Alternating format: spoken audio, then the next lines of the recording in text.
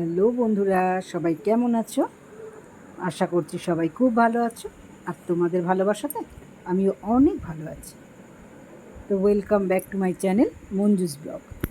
এখানে দেখো, আমি বরবটি নিয়েছি, আর বরবটিগুলোকে টুকরো টুকরো করে কেটে নিয়েছি।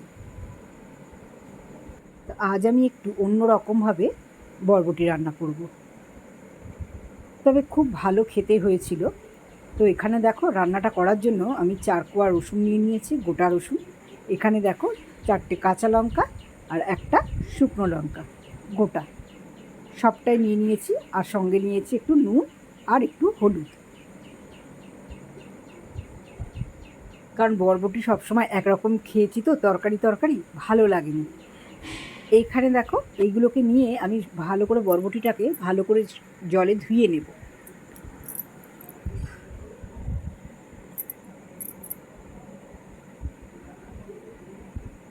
এবার আমি ওইগুলোকে একটা মিক্সি জারে সব দিয়ে দেব, কাঁচা লঙ্কা, রসুন আর বরবটিগুলো দিয়ে ওগুলোকে আমি ভালো করে একটা পেস্ট বানিয়ে নেব।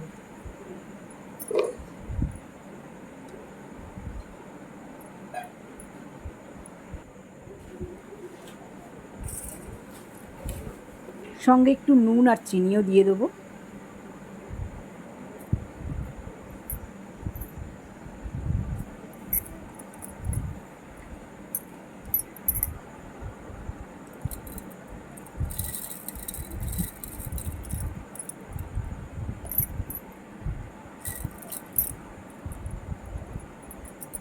এবার ওটাকে একটু দু মিনিটের মতো ঘুরিয়ে নেব মিক্সিটা, তাতে একটা সুন্দর পেস্ট হয়ে যাবে।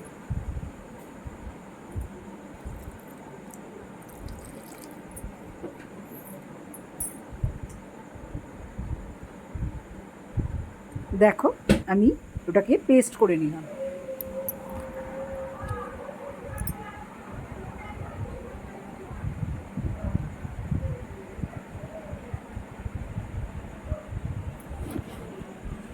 এবার আমি একটু কালো জিরে নিয়ে নিয়েছি,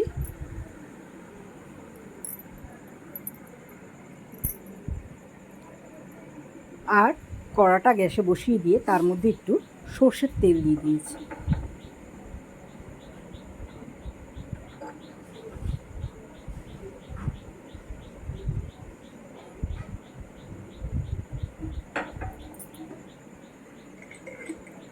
সর্ষের তেলটা ভালো মতো গরম করে নেব।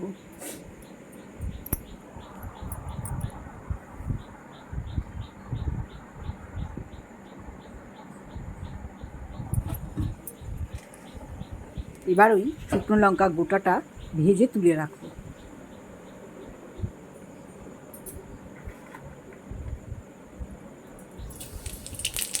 ওই তেলেই আমি দিয়ে দিলাম কালো জিরে ফোড়ন।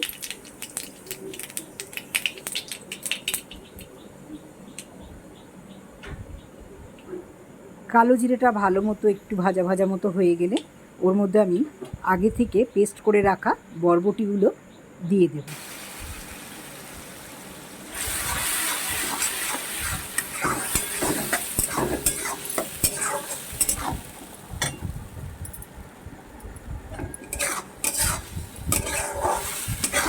ওর মধ্যে সব কিছু দেওয়া আছে বলে আমি আর ওর মধ্যে নতুন করে কিছু দিলাম না, জাস্ট নাড়াচাড়া করে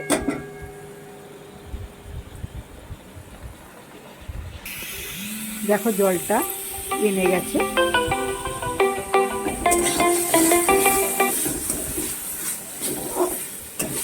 এবার আমি ওটাকে ভালো করে নাড়াচাড়া দেব, যাতে আরও বেশি জলটা টেনে যায়।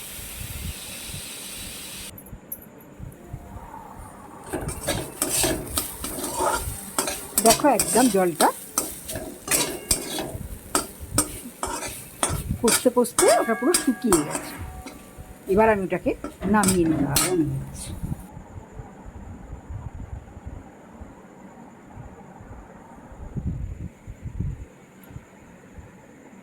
ওর মধ্যে আমি একটু দিয়ে দেবো কাঁচা সর্ষের তেল, আর আগে থেকে ভেজে রাখা শুকনো লঙ্কাটাও আমি ওর মধ্যে রেখে দেবো। খাওয়ার সময় ওটা জাস্ট একটু মেখে নেবো, নিয়ে গরম গরম ভাতে সার্ভ করে দেবো। তবে খেতে কিন্তু খুব ভালো হয়েছিল। তোমরা কিন্তু বন্ধুরা একবার ট্রাই করে দেখতে পারো, কারণ বরবটি তো অনেক রকমভাবে খেয়েছো, তরকারি করে, বরবটি ভেজে, বড়ি দিয়ে, কিন্তু এটা পুরো একটা নতুন রেসিপি। যদি তোমাদের ভালো লাগে একটা লাইক আর একটু কমেন্ট করতে ভুলো না।